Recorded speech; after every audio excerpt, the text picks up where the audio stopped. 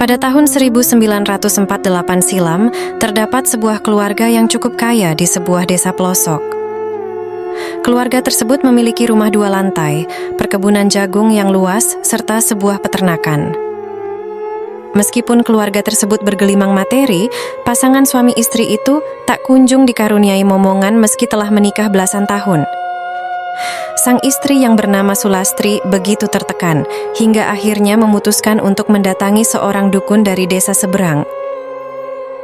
Dukun tersebut dipercaya dapat membantunya memiliki keturunan lewat sebuah ritual. Namun, satu anaknya memiliki fisik yang mengerikan, yaitu seperti gumpalan ari-ari, tetapi bergerak dan menangis.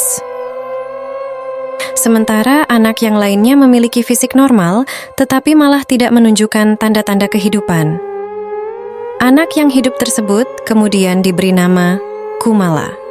Dia tumbuh dengan kondisi keterbelakangan mental.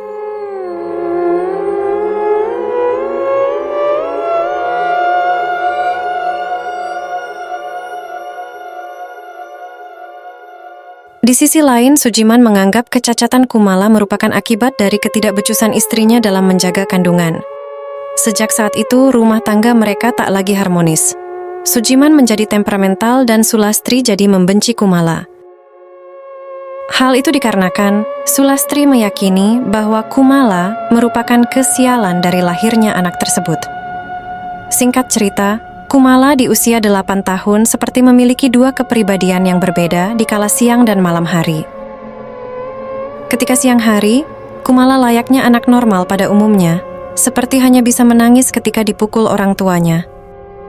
Tetapi di kala malam hari, dirinya berani melawan, bahkan pernah di satu waktu, Kumala nyaris menusuk Sujiman yang memukulnya saat ia sedang bermain piano karena dianggap mengganggu. Sejak saat itu, ketika malam hari, kepribadian Kumala dianggap semakin tak wajar. Seolah anak itu di malam hari membalaskan perlakuan kasar orang lain padanya kala di siang hari. Puncak keanehan yang dimiliki Kumala yaitu pernah suatu ketika Boksum mendapati Kumala tengah memakan ayam hidup di dalam kandang yang tak jauh dari rumah, seperti binatang buas yang sedang kelaparan. Keesokan harinya ketika ditanya, Kumala menjawab, jika bukan dirinya lah yang melakukannya, melainkan Sumala. Betapa terkejutnya Boksum ketika mendengar nama tersebut dilontarkan. Siapa Sumala? Pikir Boksum dalam hati. Di titik inilah pertama kalinya nama Sumala muncul dari mulut Kumala. Boksum merasa merinding mendengar jawaban Kumala. Bagaimana bisa seorang anak kecil berbicara tentang seseorang bernama Sumala yang tidak pernah ia kenal sebelumnya? Apalagi dalam kondisi Kumala yang begitu aneh di malam hari, jawaban itu semakin menguatkan kecurigaan Boksum bahwa ada sesuatu yang tidak beres dengan Kumala. Ketika Boksum memberitahu Sulastri tentang insiden itu, Sulastri tidak menanggapinya dengan serius. "Bo, anak itu memang sering bicara ngelantur. Jangan terlalu dipikirkan," kata Sulastri sambil terus menumbuk rempah di dapur. Sulastri yang sudah lama merasa kecewa dan menyesal atas kelahiran Kumala hanya ingin melupakan segala hal yang berhubungan dengan anak itu. Di benaknya, Kumala adalah sumber semua masalah dalam hidupnya. Namun, Boksum tidak bisa mengabaikan firasat buruknya. Hari-hari berikutnya, Boksum mulai lebih sering memperhatikan gerak-gerik Kumala, terutama di malam hari. Setiap kali malam datang, Kumala tampak lebih garang. Tatapannya dingin dan penuh kebencian, berbeda sekali dengan dirinya di siang hari yang terlihat seperti anak kecil yang rapuh. Suatu malam, ketika keluarga Sujiman sedang tidur, Boksum mendengar suara yang aneh dari arah kamar Kumala. Seperti suara geraman, mirip hewan buas yang sedang kesakitan. Boksum yang merasa ada yang tidak beres, mendekati kamar itu perlahan-lahan. Pintu kamar Kumala sedikit terbuka, dan di balik celah pintu, Boksum melihat sesuatu yang mengejutkan. Kumala sedang duduk di lantai, memegang boneka lusuh di tangannya. Namun yang membuat pemandangan itu menakutkan adalah ekspresi Kumala. Mata anak itu tidak menatap boneka, melainkan kosong dan penuh kebencian, seolah sedang melihat sesuatu yang tidak kasat mata. Bibir Kumala bergerak pelan, melafalkan kata-kata yang terdengar asing. Sesekali, ia tertawa kecil.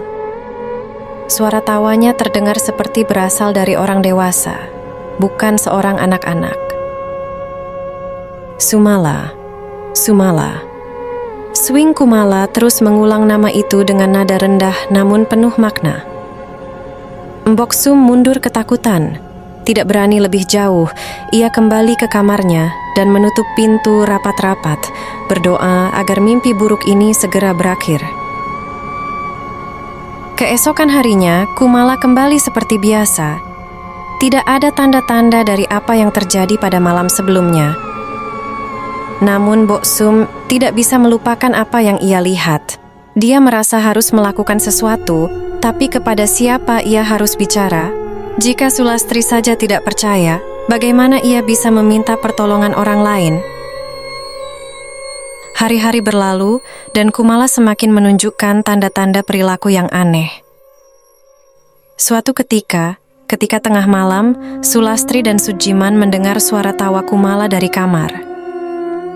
Suara itu begitu nyaring dan menyeramkan, jauh berbeda dari suara tawa anak-anak pada umumnya. Sujiman yang marah karena terganggu tidurnya, bergegas menuju kamar Kumala dengan kemarahan membara. Tanpa pikir panjang, ia membuka pintu kamar dan menemukan Kumala sedang berdiri di pojok ruangan, membelakangi pintu. "Kumala, apa yang kau lakukan?" teriak Sujiman dengan nada tinggi. Namun anak itu tidak menjawab. Ia hanya berdiri diam, tubuhnya kaku seperti patung.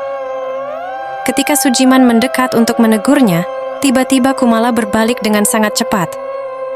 Tatapan mata Kumala begitu menakutkan, seolah-olah ia bukan Kumala yang biasanya.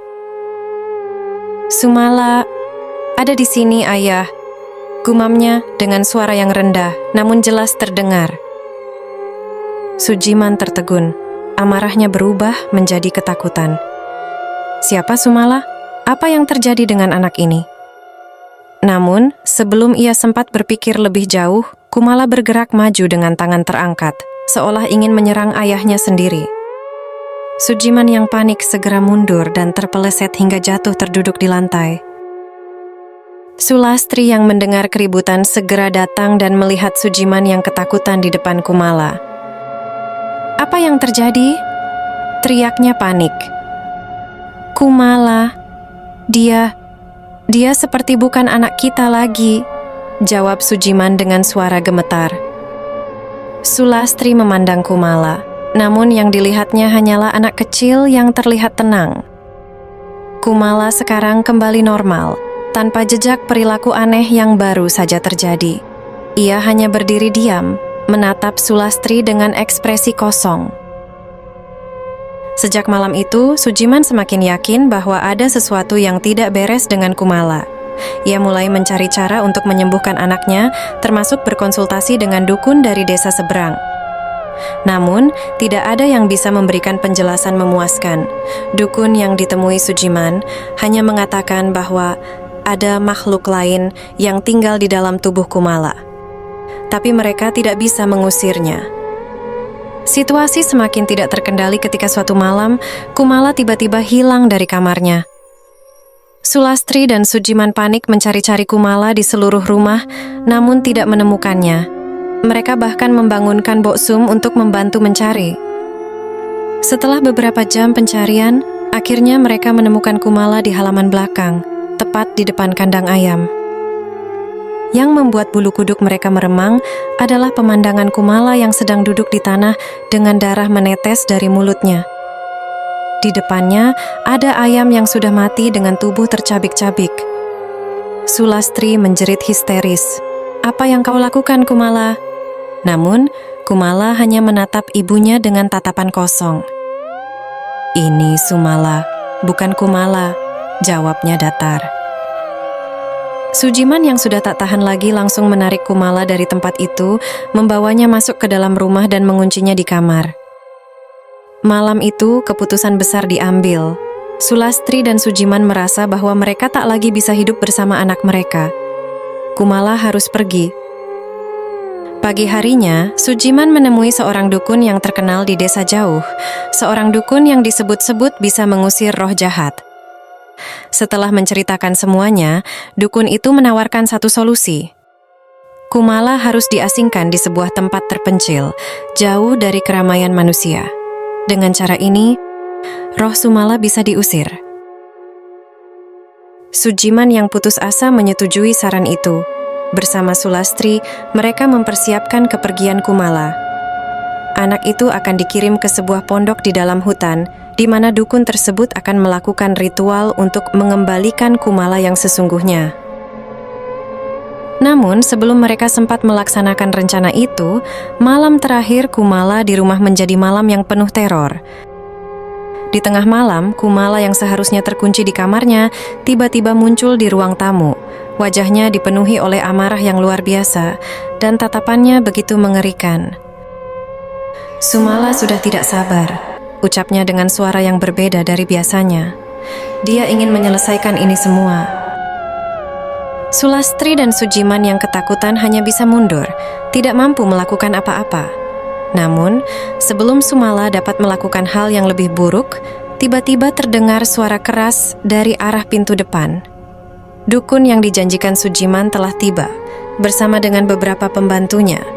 Mereka datang tepat pada waktunya. Dengan cepat, dukun itu mulai melafalkan mantra dan memercikkan air suci ke arah Kumala.